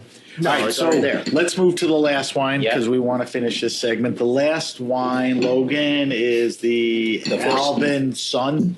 Yeah, so it's Forsyth, which is a very small production and project they do, which is Mourvedre dominated, a little Syrah, a little Grenache, but upwards of 70-75% Mourvedre. And as we said earlier, when we were talking to Cellar, this is the hammer Mourvedre. This is the big styled, exactly, like quintessential Edna Valley, Paso Robles styled wines. So I'm glad we have this kind of style wine here. I mean, we have a pretty good diversity of wines. I'm not sure this is the best style to work for this dish, but I'm open for somebody to convince me that here's why you may not be right. What do you think about this wine with this dish? Yeah, I kind of think it steamrolls it. Big. Yeah. I would have the chicken with one of these other wines. I won't reveal yet. And then I would have this for dessert. Okay. Joel, what do you think about this wine with this chicken? Yeah, I think it's a little heavy. Yeah. I mean, I had eaten a piece of like just the chicken skin, so it was a lot of fat going on in my mouth there. That kind of worked. And then it kind of worked. But Yeah. the chicken. Yeah, I didn't actually have any of the flesh. I just ate. I have a feeling skin. that when Yeah, it's a little heavy. Joel rolls that stuff, this may work. All right, Logan, this wine with this dish. I actually think it's pretty awesome, and that's coming from 12 years of hearing guest feedback. And guests love oak, they love fruit, they love wines that are Relative bold. to this dish? Absolutely. Like, we are very Andy, lucky. I think we may have to fire him for cause. I'm gonna make some convicted I responses. absolutely know what he's saying. Yeah, I mean, like- I think it's almost like what Joey said. I like the wine, and therefore I like the pairing. I think a lot of people gravitate toward this style of wine, and therefore will love the pairing. So it works for you two guys. Well, regardless if it works or doesn't work, like my main purpose at the table is to evoke joy. And I know that this wine will bring So there's a lot of joy, elements when you pair wine and food. It's not just does A and B work. It's the whole, thing, being more open. I'm reminded I mean, of when I first introduced my parents to a producer you mentioned earlier, William Sellium. And I was so excited. I got on the mailing list, and I'm like, you got to try this. And they tried it, and I was like, like, yes, yes. And they're like, oh, it's a little light. That was their response, because from the wines, from their kind of paradigm, that was a little bit of a lighter wine. They'd been drinking the heavier reds for that point. So Heavier Pinots or heavier? just heavier reds in general. And I think they drink a people, Pinot and like, this is a shift to style. it's a shift of style. And that's what I think. Some of these run the danger of that response. When you get to the entree, this is an entree course. It's the third wine in a pairing. If you're doing that, then it's kind of like, I was hoping for a little more substance in my wine. Right. So I think that's where you're coming from. Absolutely. Yeah. The one thing I always avoid, and I try to, is when I pour wine for someone, the last thing I want them to say is interesting. Interesting. Yeah. And I'd want that from Joey and Joel. Like, that's the response I do want from them, because I want it to be cerebral and thoughtful and intentional. But from the general consumer side of thing, I just want them to be like, I'm going to remember that. I love this. All right, so it's not my favorite quickly, I'm pairing. going around the horn. 6 wines, chicken dish, polenta, vegetables, whey, all kinds of stuff going on here. Buttermilk. We'll start with Joey. The 6 wines, what's the best pairing? Ooh. I think the best pairing is the Austrian Sauvignon Blanc. Okay. Joel? Nebbiolo? Cool. Wow.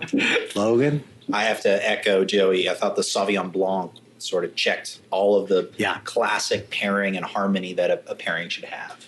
Andy? Yeah, that was my number 1. My number 2 was the Garnacha. I'm with Andy. No. Did you say number 1 or 2? I said 2 was Garnacha. Yeah, so I'm with you. I think the Austrian and the Garnacha were great pairings. All right, so thank you to Joey Edwards for that delicious dish. We're going to take a quick break, and Joel Werner is going to run out another dish, and we're going to go through the same motion again. We'll be right back.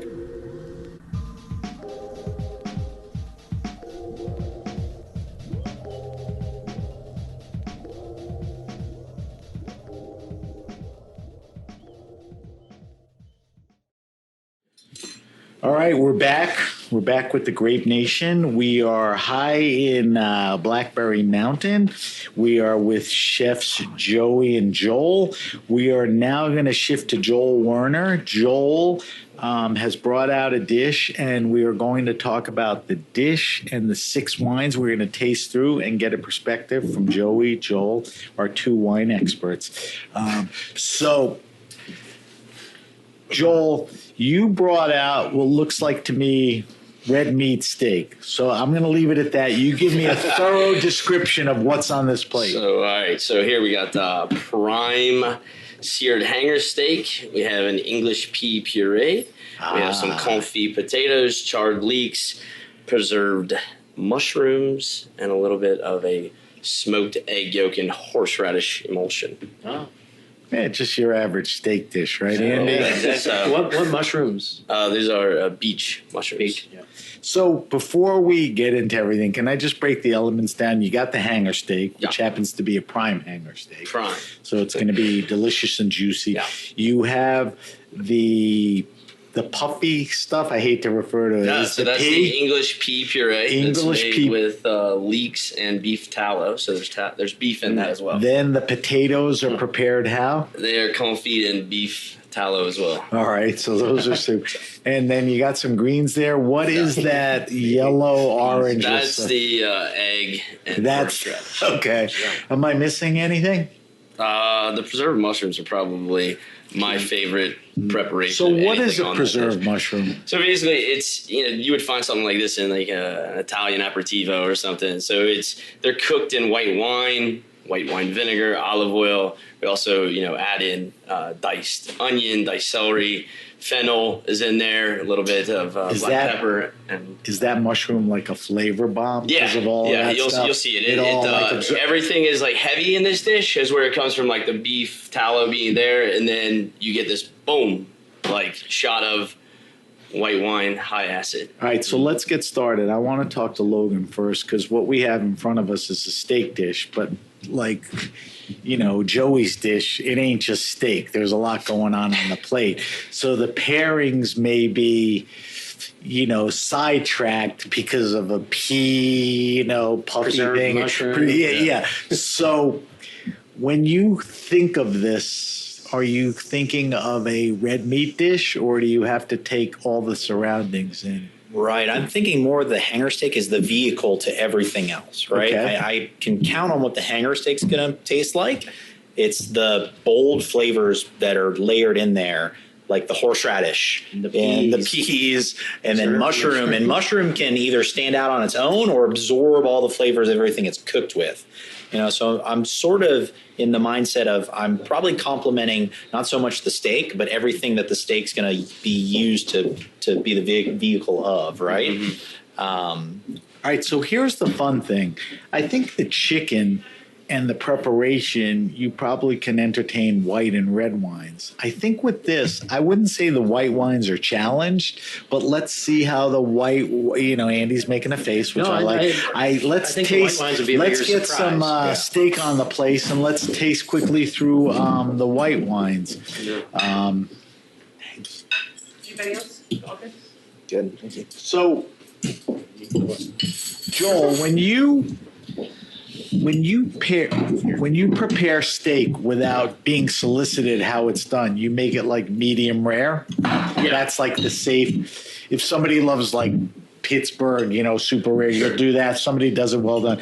But this is the way you'll throw it out with any. Yeah.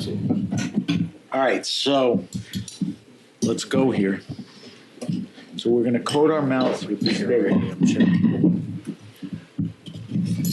Wow. All right, so let's pick up the La Flav. Yeah. That's good. All right, white wine and hanger steak. Yeah. I mean, white wine and hollandaise and steak are pretty magnificent together. All right, so Logan, you had the steak in your mouth. Actually, I'm throwing a little pea on, and then I'm going to try what do you think? I think it's pretty awesome. Like I got intentionally knowing that we were trying the Chardonnay first, Macon Chardonnay. I focused a lot on the egg yolk emulsion with the steak and just a little bit of the pea puree, and the texture and oak of the white wine with the egg and the fattiness of the egg, and then the subtle earthy herbal element that the pea has. It's quite nice. Joey, any observations? Does the white work? It's refreshing. I like having something really rich and a pairing that's refreshing. So it's definitely not offensive. That's like asking your friend, hey, what's your friend like? She's a good dancer. I know, that sounded a lot like interesting to me. Joel, what do you think about the white on the steak? Your dish, not the perfect pairing. I'd like something that holds up a little bit more to it. All right, so let the second wine again, Andy, remind us. Second wine is the Sauvignon Blanc from Southern Austria. This is an interesting wine. Maybe let's go.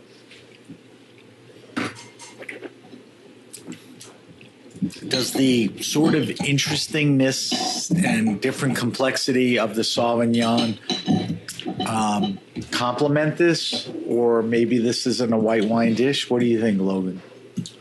I actually You like that? I like that. I actually really like what the Sauvignon Blanc is doing as far as like a palate cleanser. Like they're two hard juxtapositions against each other. Like the dish has umami, dark, rich flavors, lingering, coating flavors. And the Sauvignon Blanc is sort of like what champagne does to the palate. It just like cleanse it all, minerality showcases. This is one of the conundrums we run into where it's like, are the perfect pairings supposed to complement or contrast? Yeah, I keep kind of going back to it. So what's going on here? You say it does. It is a contrast, right? Yeah. Like if you came up to the table and said, what I love about this pairing is how refreshing it is with this dish. Well, then that's what it's doing. You know what I'm saying? Yeah. You guys?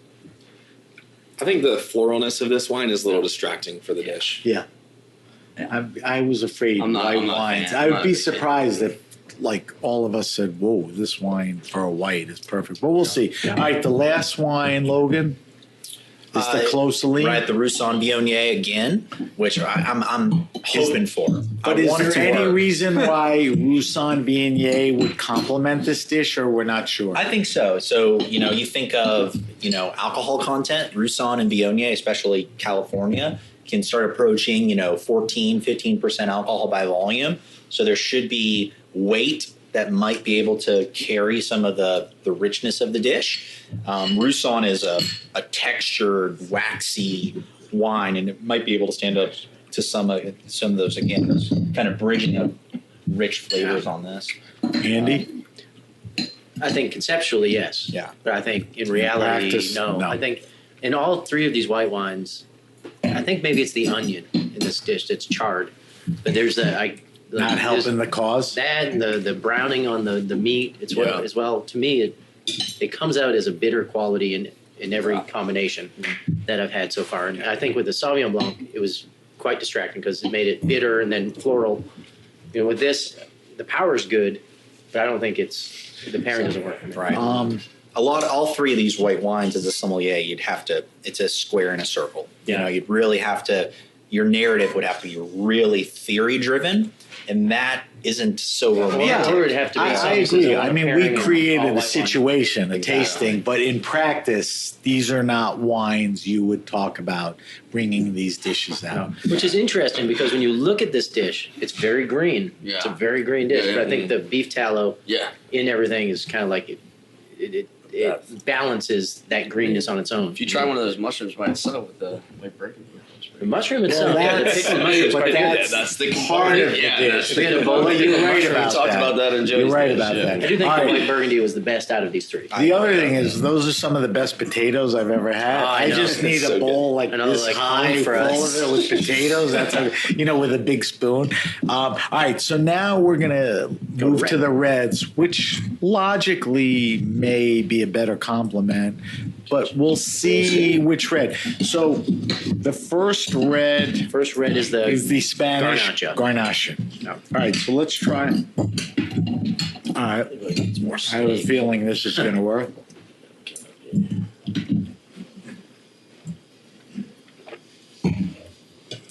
So body-wise, I don't think that's an issue because this is a lighter Garnacha, but I think everything else this Garnacha offers complements. Right, but I hear what you're saying. It's a thinner wine. And But that doesn't work against it. No. I think when you get into the flavor profile, you two guys, now we're into the reds, steak. What do you think? I think it's delicious. I would drink that and eat that steak all day. Good one. Yeah, I agree. We could do that. Joel? Yeah, I can do that. Yeah, it doesn't. But that's the first. Let's see how everything works. Logan? I'm a little disappointed in it, actually. You are? Yeah. Andy's giving me grief over here. the reason it's funny, you've been contrary this whole time. Yeah, someone has to be, right? The reason is that we went into the white wines with some trepidation. We sort of knew where that was going, right? Sort of a setup. The reds had a little bit more promise. A little more promise And of this delivering. didn't deliver. It doesn't deliver to me. Like I think it is unfortunately subject to as Joey said earlier, railroaded. The food to me railroads this wine. All right, so let's segue into the second wine. The second wine, remind me again, Joe? Andy? It's the Barolo. This is the Massimino. I have some Margarita. silly feeling that this may work. They do pretty eat some. well. I loved it with the chicken. Why wouldn't I love it with the steak? We'll see. I guess you're right there. Maybe I just like the water. That often drives a good pairing. Absolutely. You have to like it first. It's like the first rule, right? So, That's nice. Joel, I think you're right. Yeah. Now, the steak was cooked perfectly, but in thinking Italian, not so much Tuscan or Florence, but I think if the steak was even more rare, and this would be awesome, but it's perfect. I think this is a great pairing. It's a nice Yeah, it's Yeah, I even love Better than the Garnacha? better than the Grenache. Okay. I even like what it does with the peas. I think it's It's really nice. Yeah, I I did think peas is kind of in this wheelhouse. I got everything on there. I did the mushroom. It paired well with that. I thought the charred leek was great with it. Yeah, I got to do some Those little I know what's interesting is everything has so much croutons. beef fat. Yeah. That's one of the things that really balances tannin. Right, Mhm. absolutely. You know, so like even when you eat the pea puree, it's Yeah. like the beef fat makes the fruit and the vine come out. I mean, like as an ingredient that contributes to everything, the beef. Yeah, beef fat, is a or big deal. if you're not doing tallow at home, like butter is the other beef fat. That's a really good. Fat Logan, to use. your take on the Barolo? Well, I think Logan's the outlier today. Your take on this, the Barolo? so far, this actually might be the pairing of the day to me. Yeah. This might be the pairing of the day. Not surprised, Yeah. but works even better than we thought. Andy? I really like it. It's still pretty tannic when you have it together.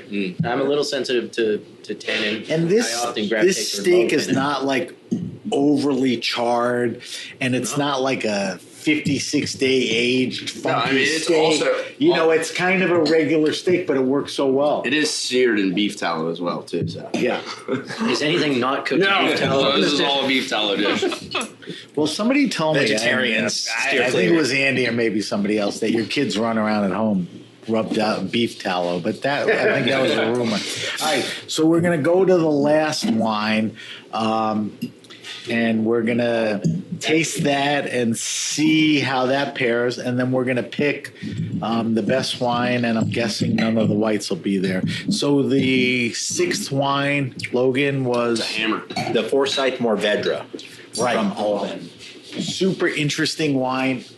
Before we even get into it, is this the biggest wine in the pack? As far Body. as fruit and alcohol, absolutely. Yeah.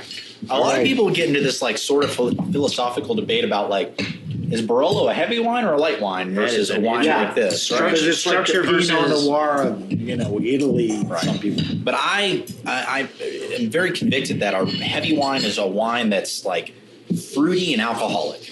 Not necessarily tannic and alcoholic. All right, so everybody I'm with you. throw it over the uvula, and then let's figure out if this wine works, and then we're going to pick. All right, I'll go first. I love this wine. I love this wine with steak. I don't think it hits the notes that the Barolo does. So maybe to me it's a second place wine or whatever, and I love it and it's different.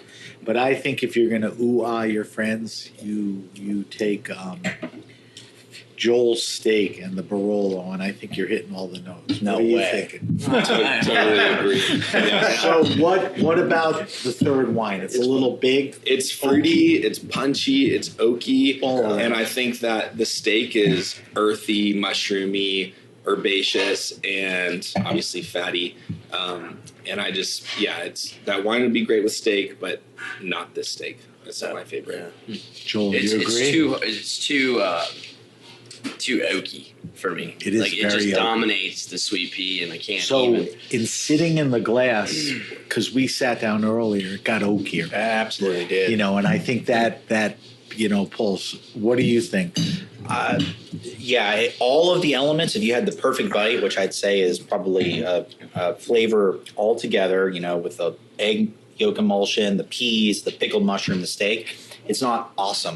But I think if you redacted some of those things, took some of those things away, and just left like the potato, the egg yolk, and the steak, it'd be banging. Right. But it's Right. the green, it's the herbal, it's the green. Right, but you know? that's I think the the green is whole what does look this, and yeah. taste of the Right. dish. So, Andy, I mean, I think out of the three, it's not even a competition. I think the Barolo's Yeah. head and shoulders. all right. So I'm going to go around the horn. I think of the 6 wines, the Barolo is the best pairing, and I think for a lot of reasons. Andy introduced me to Mazzolino, which I have not had a lot of. It's an incredible Barolo. I think Barolo with this type of dish works really well. Certainly the whites are not a consideration. The other 2 reds were certainly a lot of fun. Your take. Yeah, I totally The agree. Barolo The is Barolo is a dead ringer. Joel. Barolo's the best red on the table, I think, and then I'd go with the I'd go with the white. Whoa. I'd go with the white burgundy. So Because overall, if you had Best pairing? best pairing, I'd go with the Barolo. I said Thank it for you. both. So, Andy, to Joel's point, would Barolo as a category be the winner, or when you take a maker like Mazzolino and the way they make their wines makes it even easier? Like maybe there's a more tannic Barolo or something that it's good, but like the Forsyth is a little oaky vanilla. Yeah, would there be Barolos? I think there are Barolos that are a little heavier and a little lighter. Like this one's kind of in a middle spot. Like Barovia is a little lighter, and some of the Gaias maybe a little heavier kind of a thing. This hits the spot. I think it's like the Goldilocks kind of, Barolo. But also, I will say, and we talked about this a little bit throughout the last 2 days, is that Joel's food and his palate and everything he's done leans Italian. And so to us, when he's like, the Barolo's the best thing here, we kind of chuckled in the background. It might have come on the audio, but the question continues to rattle around in my head about, do chefs make food that pairs with wines that they like just by matter of course? Default. So just from being here, the Grenache was great. But from being here in this time, I think Joel thinks about what he likes and what goes with it. I'm sure you're the same. Maybe not, but I think it's important. We talked about it in between segments. Good wine, good food, putting it together and all that. I think that's important. But I wonder, do they think about it, or is it natural because of what they like? If that makes sense. Like I like dishes that go with the wines I naturally like. So Andy, we'll end pretty quickly, but how much of the food that you prepare and the ingredients take into consideration the wine list that Logan puts together? It's like F him, I'm making this, and let him figure it out? I think that Logan kind of just looked at our menu and made a great list, and I think that he knew our styles. So it can go either way. He can adopt to what you're making, and he can come to you and say, "Listen, I just got all these cool wines. What a good day!" Yeah, and I'm going to throw out a pretty Instagram buzzword: chef-driven. Right? Yeah, and that's what restaurants are, and they're chef-visioned, they're chef-driven, and I would much rather curate beverage selections around their inspirations, their palates, than vice versa. I think that's just a good time, Joel. That was Joel. Everything's fine. All right, so we got to wrap up, and the reason we have to wrap up is there's a lot of fireplaces around Blackberry, and Sarah has one of these pokers, and she keeps sticking me in the side, like, let's get out of here, which we have to do anyway. So a couple things before we end. When you talk about pairings, it's nice to hear from the chef side, preparation, how they view wine. It's nice to hear from the som side, how they view the food and the wine and how they pair it. The whole reason for doing this is just to get some insight into the fact that dishes sometimes are more complex than you think, and that you have to take into consideration, which is on the plate. I mean, we're talking about whey, buttermilk, peas, pea reduction, mushrooms, all that kind of stuff. So when you're pairing wines, keep everything into consideration. And as we went along the way, hopefully, we gave you some tips, for all of that. So I want to thank chefs Joel Werner and Joey Edwards. They are the chefs at Blackberry Mountain. I want to thank Logan Griffin. He's the guy that, does all the wine and food up here. I want to thank Andy Chabot, who, oversees all the food and wine. And I hope that in an audio sense that we were able to teach you, how to pair wines with food, and that you got a little out of this. So I want to thank everybody. You've been listening to The Grape Nation on the Heritage Radio Network. I'm Sam Ben-Ruby, and we'll see you next time. The Grape Nation is powered by Simplecast. Thanks for listening to Heritage Radio Network. Food radio supported by you. Keep in touch at heritageradionetwork.org/subscribe. Hey everybody, I'm Nick Latham. And I'm Leah Bottima. And we're the hosts of Were You Raised by Wolves? Each week we try to make the world a kinder, nicer place. Well, that's the idea, at least. I mean, we try. Have you ever wondered what to do if you're ghosted? Or what to do when a friend asks you to borrow money? Or the proper way to eat Cheetos? You know, the big questions. So please find Were You Raised by Wolves wherever you listen.